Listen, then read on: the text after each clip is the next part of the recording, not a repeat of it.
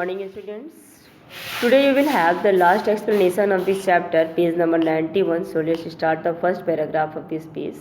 A sudden gust of wind rose at the moment, bringing with it the same fishy smell.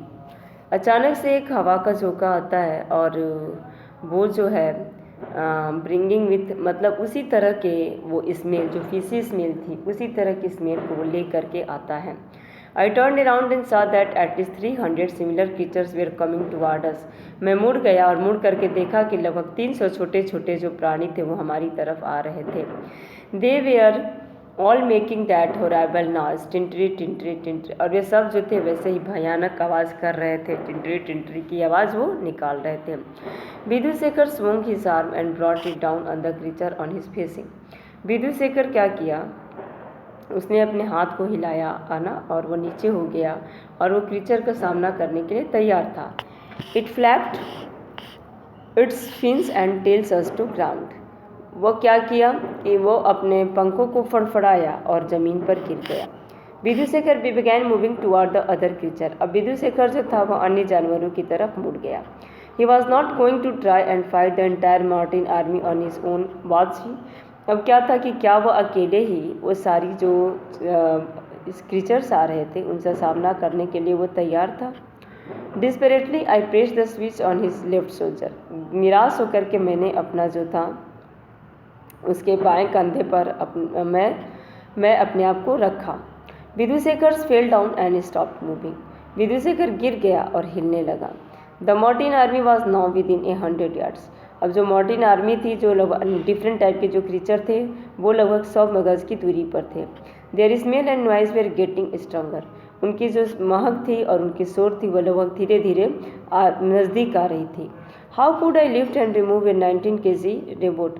अब मैं 90 kg robot को मैं कैसे हिला सकता था. I called out to Prahlad but not get reply. मैंने प्रहलाद को बुलाया लेकिन उसमें से कोई भी जवाब नहीं आया. I began loosening the screw on विदुशेखर्स waist. The creatures were getting closer. मैं भी जो था विदुशेखर की मतलब वेस्ट पर मैं भी जो था मैं अब अपना लूसेनिंग मतलब कि धीरे धीरे मैं अपना धैर्य खोने लगा. The creatures were getting closer. और जो क्रीचर थे वो हमारे नज़दीक आ रहे थे. There were now about 1000s of them. अब मुझे वो हज़ारों में दिख रहे थे. I manage to separate Vidushekhar's top half from his legs and dragged it back to the rocket. मैंने अपने आप को मैनेज किया विदुशेखर के आधे पैरों को और उसे खींचने की कोशिश की रॉकेट के अंदर. Then I began pulling at his leg. अब मैं उसके पैरों को खींचने लगा. The army was within 50 yards. अब आर्मी जो थी वो हमारे 50 यार्ड की दूरी पर थी. When I went back to the open door of the rocket. जब मैं पीछे मुड़ा रॉकेट के दरवाजे को खोलने के लिए, pulling विदुशेखर्स legs. मैंने विदुशेखर के पैरों को हिलाया. I saw that Prahlad had lifted the top half of विदुशेखर्स body into the main cabin. और फिर मैंने देखा कि प्रहलाद जो था वह विदुशेखर के पैरों को है ना मेन केबिन में अंदर लेकर चला गया था.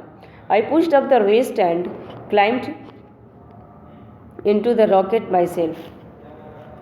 मैंने उसे धक्का दिया और उसके आधे शरीर को भी अंदर कर लिया. Now we had managed to escape from the Martin host. अब हम लोग जो थे वो जो क्रीचर्स जो हमारी तरफ आ रहे थे है ना हमसे मिलने, हमने उससे अपने आप को सुरक्षित कर लिया था. So students, now this chapter is completed and I hope you all have understood it, and this is a very interesting chapter. Read it once again the whole chapter and write the summary of this lesson in your own word. This is your today's homework. Thanks for today's class.